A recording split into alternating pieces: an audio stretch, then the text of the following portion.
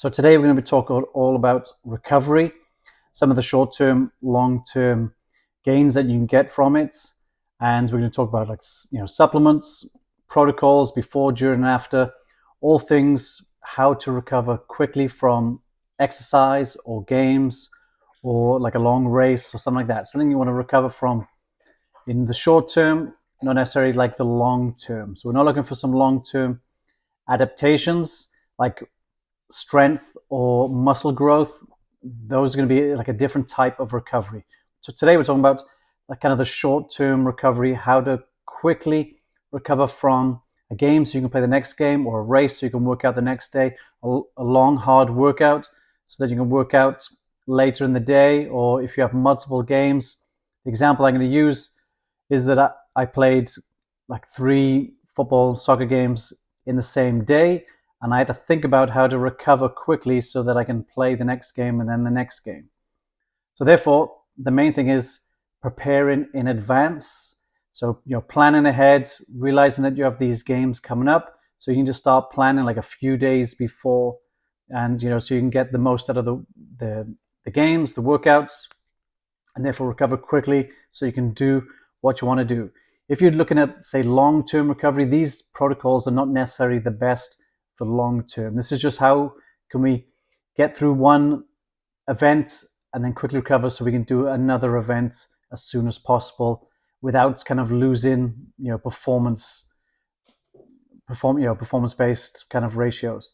So we're looking at preparation. So maybe a few days before, you should start thinking about food, sleep, water, supplements, and then some extra protocols like compression, sauna, cold therapy, stuff like that. So but we're trying to do it almost like a pyramid. So what's going to give you the most bang for the buck, and then low level, what's extra things that we can add in that will help us there. And this is all kind of based on science and experience as well. So we can look at many different things, but what's going to give us the most bang for the buck. So a few days before, we're looking at sleep throughout the tournament or whatever, days leading, in between, and even days of and after. So sleep is going to be the main focus. It's going to be the best supplement you can take.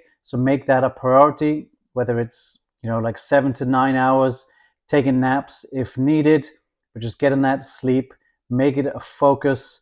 I know that if I don't have enough sleep, my recovery the next day becomes like exponentially harder. You feel more sore, more tired without that extra sleep. So sleep will be the main focus before, and also before you could possibly go up in carbohydrates like 3 days before. Keep the proteins about the same. Maybe reduce some fat leading up to it. And of course, fat takes longer to digest as well. So even like say if you have a morning game, don't worry too much about getting like a lot of food in before that. If you're loading up the carbohydrates a few days before on stuff like could be like vegetables, pastas, rice, starchy carbs, those kind of things. Loading up them before, you should have enough fuel to go. So then you're just kind of updating the carbohydrates as you need to. Good proteins, good lean proteins. And then before the event, eat something familiar. So it doesn't have to be, the best meal that you ever had. Just something familiar. It could be something small, like an hour before. Limit the fats before, during, and after. Again, they take long to digest. They slow the protein synthesis down, to help with that repair of the muscles. So I want to keep fats at a minimum, around the event. So before, drink enough water. You may be able to kind of sip in the water before so that it doesn't come out quickly. The more you gulp, the more the kind of water comes out quickly. So you can kind of gulp water down afterwards, but before, we're just getting the fluids in, making you have enough, make sure you have enough, and then kind of sipping it, and even taking some during and after. So during the event, you could have some carbohydrates like drinks, and you could have any kind of sugar, really. That helps. Sometimes during, you can have these like kind of sodium waters or liquid IV elements, which has electrolytes in them, sodium, potassium, magnesium for this one. This is like 1,000 milligrams of sodium. You probably need about 500 milligrams. And this has sugar in it. And again, it's just preference, whether you want sugar or not. If you're doing shorter events, you probably don't need that much sugar. Longer duration, then you can add in some more carbohydrates. It could be any kind of sugar really that sits well on your stomach. And then afterwards, after like a long event, if it's longer than an hour, say, it could be like a tennis game, pickleball game, you're doing for 2 hours, then you probably need to replenish carbohydrates and protein. So therefore you can have, if you're like really you want about half your body weight in grams of carbohydrates and then half of that of protein to get into the body, pretty quick. It doesn't have to be like 30 minutes. Some of the research shows, but it can be like a couple of hours getting in. So if you're, say, 200 pounds, you want about 100 grams of carbs and then about 50 grams of protein. And just get that in when you can, soon after, and any way you can. Drinks, food, doesn't really matter. Keep the fats low. So like, for example, like a chocolate milk afterwards is usually good. A lot of research shown on that. But it has to be like a low-fat chocolate milk.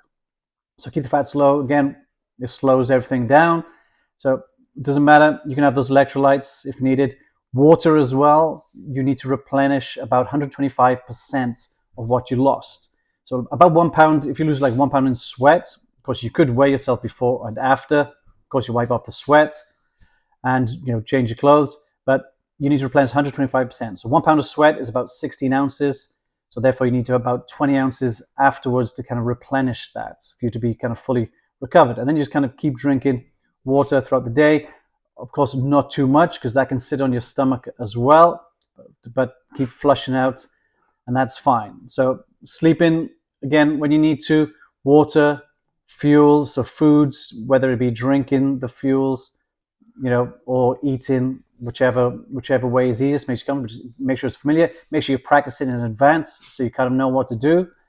Other kind of drinks you might have to reduce, say, muscle soreness is this, cherry tart juice, which is really good. Not the cheapest.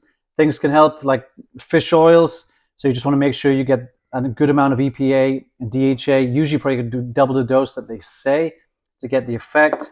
Other things throughout the week, you could be taking creatine, usually about 5 milligrams a day. You can load this throughout the day. That helps with recovery, amongst many, many other things. Muscle repair, muscle growth, as well as getting fluids into the cells and even cognitive performance, which is what you want. If you're performing again, you have to be mentally sharp as well. That's where the sleep, the water, and the fuel comes in handy as well. Not just looking for inflammation, short-term inflammation, repairing muscle damage and joint issues. You're looking at mental recovery as well. So therefore we can go to other things, how to recover quick.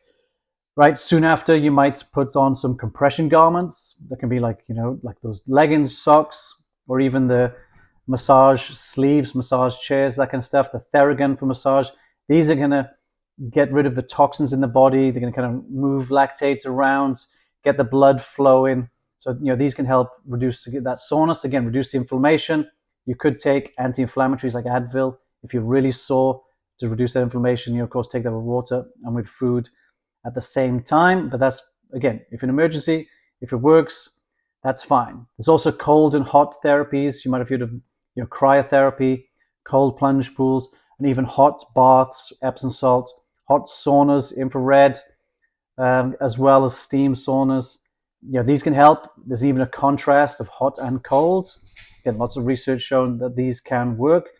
Again, to reduce inflammation, reducing that kind of muscle soreness, joint soreness, getting the blood flowing, and getting the oxygen around the blood to help speed up that recovery process. You can pick and choose what you have or what you like to do, what's transportable, what you have available, but some of these can help. Massage as well, like I said, like the Theraguns can help that, and massage foam rollers can help a little bit, just reduce that soreness. You could stretch after them or do some mobility work after stretching. You don't have to do stretch. That's not going to help with soreness, but it can help with maybe mobility if you're tight. You don't have to stretch, but if you feel good from stretching, then go ahead and do it. But it's not really going to help with the soreness there. But other things then, like after the event, you could do it like a cool down, slow recovery, cool down on the bike or some low level exercise. And even the next day to recover quickly, you could do a like 50% workout. So just kind of, it could be mobility, could be bike, could be swimming, something easy, light jog, but 50% of what you would do normally. Some light mobility work or light workouts, those are fine as well. Like even in, say, professional sports, you would do like a recovery day right after, and then maybe rest day the following day because of like the delayed onset muscle soreness. But the recovery workout often helps. Just you can do it soon after or the following day. Just get some movement in, get the blood flowing. That helps. Right afterwards, breathing helps. You've heard of Wim Hof maybe, or like nasal breathing. Just for a couple of minutes. You could even put some like low-level music, light music on. Breathe, into the nose, stomach breathing. Just a couple of minutes, and then stuff like Wim Hof breathing, or trying to focus on the muscles that are sore, breathing into that. You kind of get that mind muscle connection with the breathing, and those can help as well. So these are all just some of the tools. You could just use what works for you.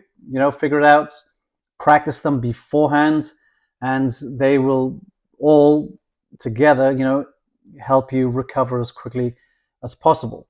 So there's other techniques they can use, but these are kind of the main ones to help with kind of short-term recovery. Like I said, not necessarily long-term adaptations, but if you want to recover as quick as possible because you have another game next day, tomorrow, or you have hard workouts, these little things can help, and you can use as many as you like. But start creating like a little protocol for you to do so that you know next time what to do so that you can just get better at it. But main things: prepare, focus on sleep, water, fuel, and then add in the supplements and other the cool, sexy things that you always see, like the massage and the cryotherapy, plunge pools, stuff like that. They can help, but focus on the basics and then you'll be fine. Hope this helps. If you need like a sleep protocol or fuel guide, send me a message and I can shoot that along for you. So hope this helps. See you soon.